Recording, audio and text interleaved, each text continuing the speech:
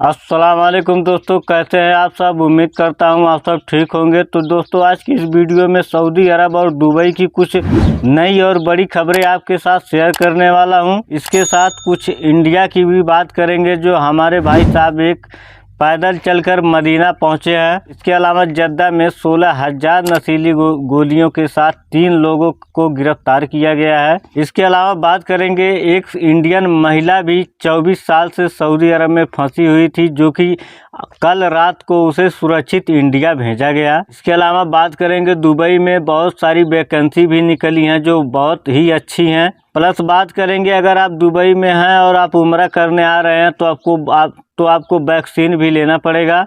इसके अलावा और भी बहुत सारी अपडेट है। तो इन सारी खबरों के बारे में जानने के लिए एक बार फिर आप सबसे रिक्वेस्ट है कि इस वीडियो को शुरू से लेकर आखिर तक जरूर देखें।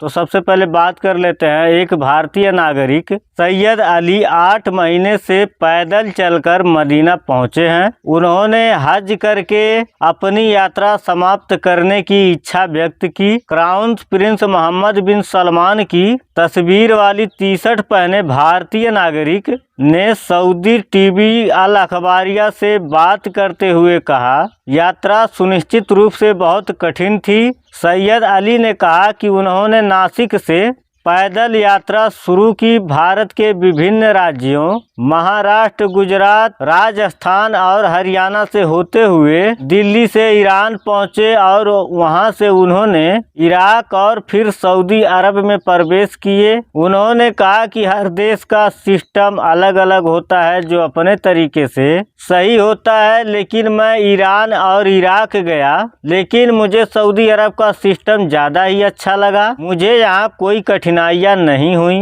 उन्होंने बताया कि वो पहले भी मदीना आ चुके हैं। तीर्थयात्रियों को दी गई सुविधाओं के लिए सऊदी सरकार को धन्यवाद दिया। सैयद अली ने कहा कि उन्हें प्रिंस मोहम्मद बिन सलमान खास तौर पर पसंद है, इसलिए उन्होंने उनकी तस्वीरों वाली टी-शर्ट पहन रखी है। इसके अलावा दूसरी बात करें, सऊदी सार्वजनिक सुरक्षा विभाग ने जद्दा क्षेत्र में यार्ड से 16 लाख नशीली गोलियां बरामद करने के बाद 3 तुर्की नागरिकों को गिरफ्तार किया। सरकारी समाचार एजेंसी एसपीए के मुताबिक नशीली गोलियां यार्ड में लोहे के औजारों में छिपाई गई थी। प्रारंभिक कानूनी कार्रवाई के बाद आरोपियों को संबंधित अधिकारियों की हिरासत में ले लिया गया है। इसके अलावा असीर क्षेत्र में सीमा रक्षकों ने सीमा सुरक्षा प्रणाली का उल्लंघन करने के आरोप में 14 इथियोपियाई नागरिकों को गिरफ्तार किया है। इनके कब्जे से 315 किलो क्वाट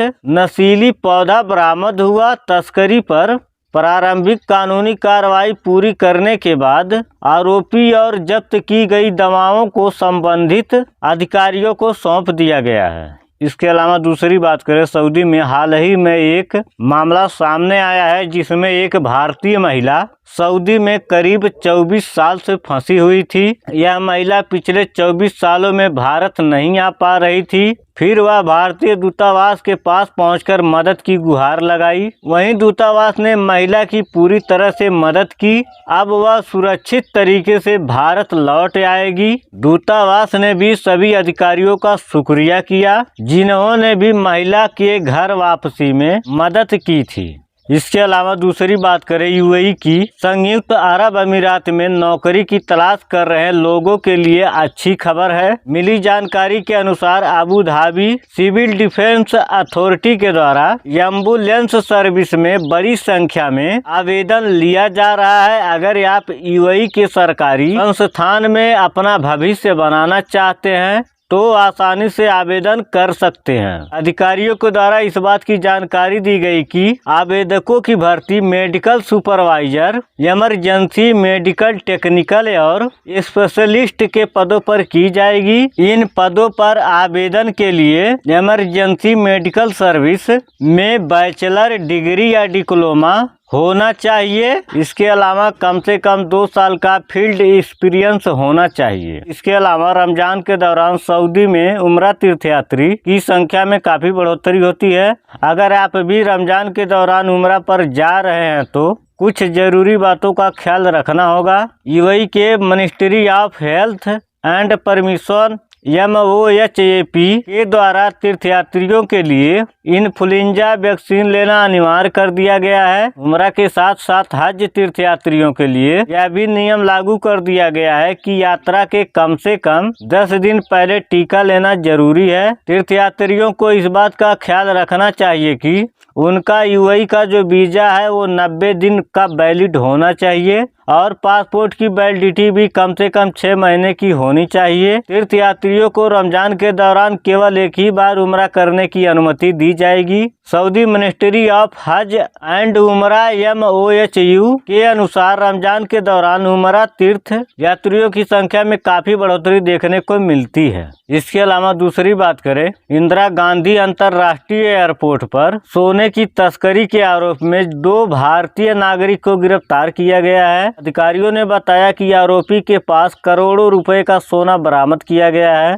बरामद किया गया सोना 1.47 करोड़ रुपए का है। अधिकारियों ने इस बात की जानकारी दी है कि आरोपी बैंकॉक से आया था। जांच के दौरान उसके पास 2524 ग्राम सोना बरामद किया गया। कस्टम ACT 1962 के तहत आरोपी को गिरफ्तार कर लिया गया है। वहीं इस बात का ख्याल रखना चाहिए कि लिमिट के अनुसार सोना लाना चाहिए। लिमिट से ज्यादा सोना लेकर यात्रा करने पर तुरंत गिरफ्तार कर लिया जाएगा। तो यही थी इस वीडियो में सऊदी अरब, दुबई और इंडिया की कुछ नई और बड़ी अपडेट, जिसे मैंने आप सबके साथ शेयर कर दी। अगर जानकारी अच्छी लगे तो वीडियो को लाइक कर दीजिए। चैनल को अगर अभी तक आपने सब्सक्राइब नहीं किए हैं तो चैनल को सब्सक्राइब करके बेल आइकन पे क्लिक करके ऑल पे सिलेक्ट कर लें, ताकि हमारी आने वाली और भी नई वीडियो की नोटिफिकेशन आपको मिलती रहे। क्योंकि इंडिया और देश दुनिया की बड़ी खबरों के साथ साथ सऊदी अरब और दुबई में काम करने वाले गैर मुल्की भाइयों से जुड़ी जितनी भी जरूरी जानकारी होती है वो मैं डेली अपने इस चैनल पे लाते रहता हूं।